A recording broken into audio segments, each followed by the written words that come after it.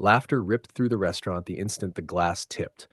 Ice-cold water cascaded down Jerome Freeman's head, soaking his shirt, splashing across Rose's blouse and Jason's jacket.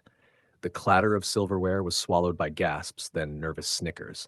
Some diners turned away in discomfort, others raised their phones, eager to record someone else's shame. Tom, the young white waiter holding the empty glass, smirked with satisfaction. "We don't serve charity cases here," he said, raising the dripping cup like a trophy. Rose gasped, clutching her soaked blouse. Jason's jaw clenched, his small fists curling tight as his jacket dripped onto the floor. Jerome sat still, drenched shirt clinging to him like armor, his silence cutting sharper than anger. Then, a soft thud. His family photograph slipped from his pocket, landing face down in the puddle.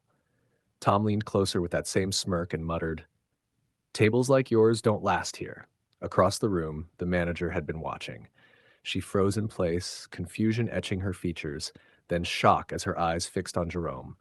Recognition flickered, but she didn't move, not yet. Welcome to Voices Unchained. If stories like this strike you, hit that like button, subscribe, and comment your city. We'd love to see how far these voices travel. Jerome bent down, picking up the soaked photograph with care, as though it were made of glass. He brushed droplets away, and the image reemerged.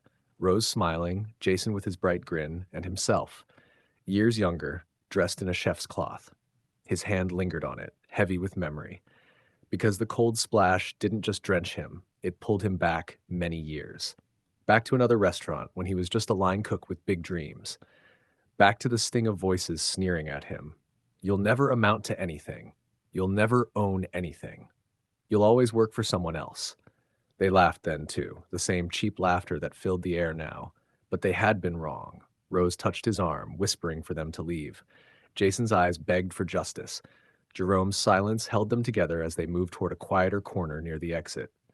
The manager finally hurried over, breathless, her face pale with realization. "Jerome, I I didn't know it was you." "You hired Tom, didn't you?" Jerome said, steady and direct. The weight of the question pinned her in place. But before she could answer, Tom reappeared, still oblivious, arms folded. "Is there a problem?" "They can eat elsewhere," he said smugly. Jerome's calm broke into action. He reached into his wallet and slid a crisp card onto the table. Gold letters gleamed under the lights. Jerome Freeman, founder and CEO, Freeman Dining Group. The room fell into stunned silence. Tom's smirk collapsed, replaced by wide-eyed disbelief. The manager's cheeks flushed crimson. Diners gasped. Whispers rippled through the room like wildfire. Jerome dabbed his shirt with a towel, a staff member nervously offered. Then, looking first at Tom, then at the manager, he said in a voice everyone could hear, "I own this restaurant, the one across town, and 4 others you haven't stepped foot in." The words cracked the room open. Tom's mouth hung slack, his confidence dissolved. The manager's hands trembled. Jerome's gaze never wavered. "I'm not here to fire anyone, but I expect this entire team, him included, to undergo anti-bias and ethics training, effective immediately." For a beat, silence held. Phones captured everything. Tom stood pale, humiliated in the spotlight he had created. 2 minutes after water splashed across the table, arrogance had collapsed into silence. Jerome picked up the dried photograph once more, tucked it into his pocket, then rose. He didn't gloat. He didn't linger. He simply took Rose's hand, steadied Jason with a look, and walked toward the door. At the exit, he turned back, his voice low but carrying through the stunned room.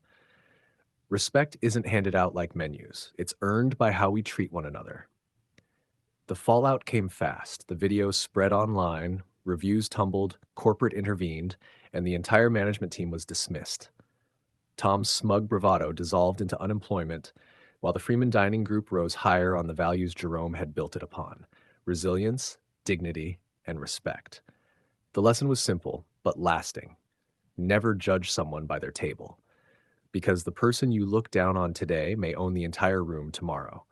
So if this story spoke to you, like this video, subscribe, and tell us where you're watching from. Together, we'll keep these voices unchained.